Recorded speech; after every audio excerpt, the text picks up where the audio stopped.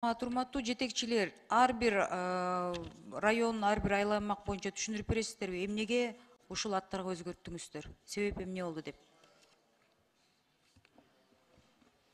Саламатсыздарбы, урматтуу депутаттар. Биринчиден ушу өзүнүн жобосу боюнча жергиликтүү элдин протоколу болуш керек. Ошондуктан ушу протоколдон башталат. Анан ушу элдин өтүнүчү, суранышы менен, андан айылдык кеңештин чечими менен бекилип, райондук мамлекеттик администрациянын чечими менен, анан президенттин областтагы ыйгарым укуктуу өкүлдүн сунушу менен, анан мыйзам долбоор иштелип чыккан.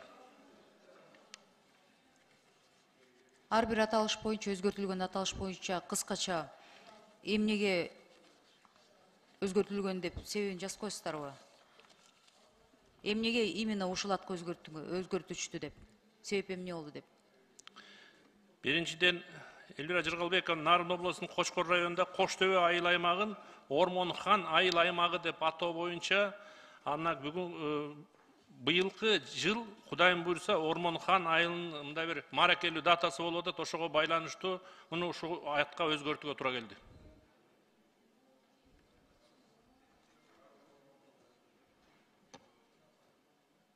Расмий түрдө ошол себеп жазылган турбайбы, э? Ооба. Бизде деген справка негиздемеде жок экен, ошон үчүн сурап атам мен. Кийинкисин айтып берсеңиз? Ош облусунун Ноокат району Бел айыл аймагындагы Барбаш айылы боюнча Кайрагач айылы деп кайра атоо боюнча сунуш киргизгенбиз долбоордо. Бул дагы өзүңөр билгендей чоң маселеге айланган. Ал жерде ошо элдердин өтүнүчү менен анан ушул аттарды коюуга туура келди. Кийинкиси? Талас облусунун Кара Бура району Чолпонбай айылы деп айыл аймагы Чымкент айылын Чолпонбай айылы деп атап атабыз. Себеби? Быйылкы жылда өзүңөр билесиңер маракесин өткөрдүк Батыр атабыздын. Ошон ушуга жараша ушу жергиликтүү элдердин колдоосу болду, ушинтип өзгөртүп бердик. Кара Бура районун Айтматов району деп өзгөртүп атабыз, туурабы? Туура. Бул жанакы белгилүү биздин жазуучубуздун намына, туурабы? Туура. Ошондо ушул төрт өзгөртүүлөрдү киргизип атабыз, туурабы? Туура. Анда менден мындай суроо да, эгер бүгүнкү күндө бизди угуп жаткан 453 айыл өкмөтү бар, 1600 айыл бар Кыргызстан боюнча. Эгер ошол айылдын жашоочулары жок, бизге бул эски ат жакпай жатат. Биздин белгилүү бир инсаныбызга же белгилүү бир адамыбызга же өз арабызда мындай сый урматка ээ болгон адамдын атына, намына өзгөртүүбүз каалайбыз десе, же дагы бир башка атка. Ошондо эмне кереги бар? Расмий жолу кандай болот? Чогулуш өтүш керек, ошондо канча адам добуш бериш керек? Элвира Жыргалбековна, биринчиден биз жобону негиз кылабыз. Жобонун негизинде ушу мыйзам долбоору даярдалат. Ал жободо так айтылган бардык шарттардын баары тең. Эми мен сизге суроо берип атпаймынбы, жооп берип койбойсуздарбы? Кандай сиз эми жетекчи катары, сиз жоопкерчиликтүү адам катары расмий түрдө 6,5 миллион элибиздин канчасы азыр көрүп жатат бул эфирди.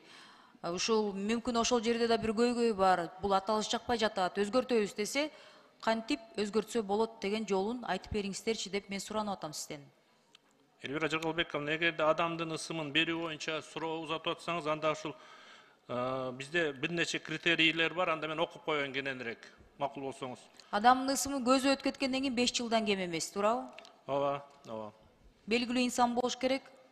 Бул жерде мындай айтылганда, жободо географиялык объектилерди ачууга, изилдөөгө жана өздөштүрүүгө түздөн түз катышкан, эл аралык жана мамлекеттик деңгээлдеги таанылган экономикалык жана илимий натыйжалардын мамлекеттик жана коомдук өнүгүшүнө өтөлгөлүү салым кошкон деп так айтылган.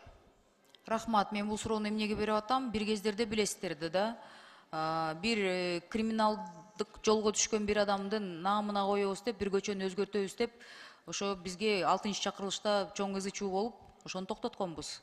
Ошондуктан суроону берип, ошол жообун элдер да угуп алсын дегеним да. Экономика жактан кайсы жерден салым кошкон дедиңиз? Белгилүү коомдук ишмер болсо? Экономикалык жана илимий натыйжалары деп окудум. Экономика жана илимий. Рахмат. Ошондой жолдо жүргөн адамдарга гана. Көзү өтүп кеткенден кийин 5 жылдан кийин. Туура айтасыз. Рахмат. Рахмат, колдоймун.